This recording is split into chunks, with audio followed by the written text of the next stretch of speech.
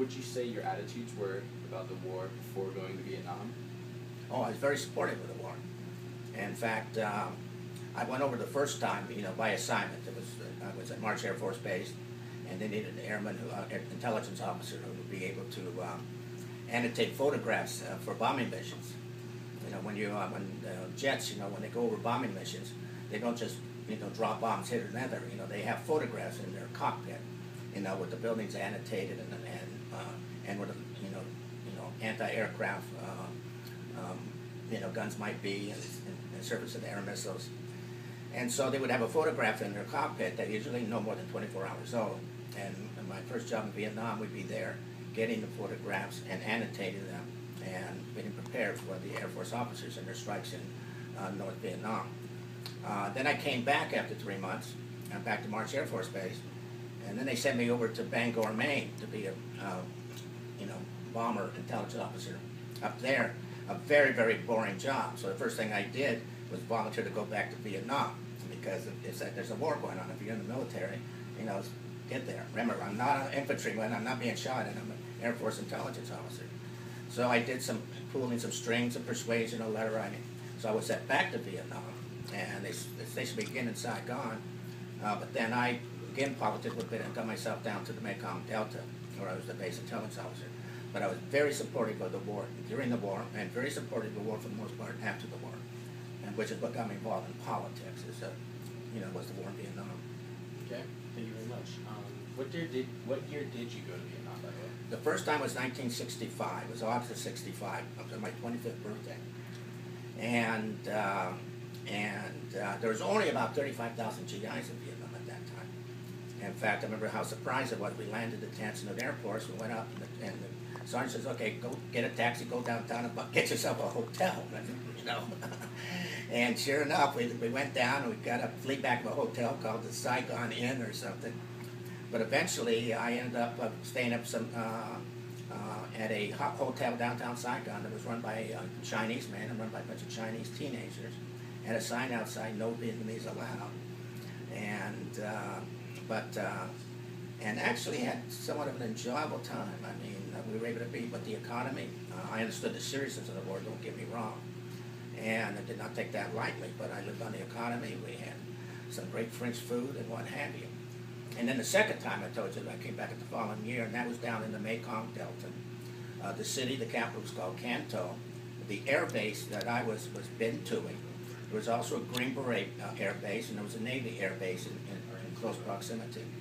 But there I was there for 9 months, and there I was the base intelligence officer, making sure the base commander and the pilots were properly briefed as to what the dangers were and what have you. Okay, so just to go back a little bit, how did you actually get into the war? Like, what was were you drafted? Did you volunteer? Well, no.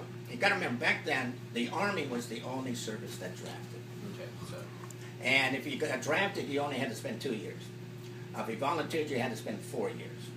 If you got drafted into the Army, they didn't send you to intelligence school. You got the artillery, you got the infantry, or you became the cook or something like that. But if you volunteered, and then of course you volunteered to the service you want, and more often than not you had to volunteer what field you wanted to go into. But for some reason, when I went into the Air Force, they sent me to Armed Forces Air Intelligence School, and I became an intelligence officer. And I was in the service for quite a while before. When I was first in the Air Force, there was no war in Vietnam. We always talked about the war in Laos. And so there were no real ground troops. That was the first time I went over. There was only 35,000. Now, when I came back a year later, there were 250 American GIs that were in Vietnam at the time. And you just said you were talking about the war in Laos. Did you guys ever talk about the French involvement in Vietnam prior? Since a lot of not any more than I guess you all would be talking about what's going on in Crimea, or we certainly would be discussing it. I remember we were thinking that there'd be no need for tanks or conventional, military because of the terrain would not allow it. And we talked about it, but none of us ever thought we'd be sent over there. Okay, thank you. What was your official capacity and your day-to-day roles? What did those look like? Well, the first one, I was just It was routine, I had a commission, I was a lieutenant. But the job was very routine, annotating photographs, not the most exciting job in the world. Most of the excitement was the off hours when we would be down in Saigon. Now, in the Mekong Delta, that was a very serious, I was the base intelligence officer. In fact, at one time, because of the information I got, I probably predicted that the base was going to be a Christmas recess. And I predicted, I said, I believe we're going to be attacked, sometime, before the Christmas recess, which was going to be like midnight after Christmas Eve. And people started harassing me as the base wasn't attacked. And I remember they walked in, it was Christmas Eve, and I said, well, where's this attack?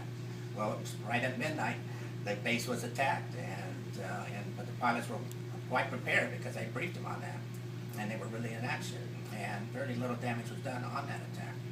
But my job was to keep them informed. We had over 200,000 Viet Congs throughout the Mekong Delta surrounding us, and Can Tho was secure.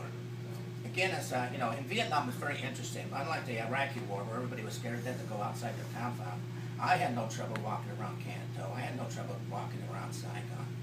I lived in downtown Can Tho, with other GIs, and same way in Saigon. We felt very secure. It was only when we got outside the parameters that, you better be careful. Yeah. Do you want to maybe come over here just for the angle?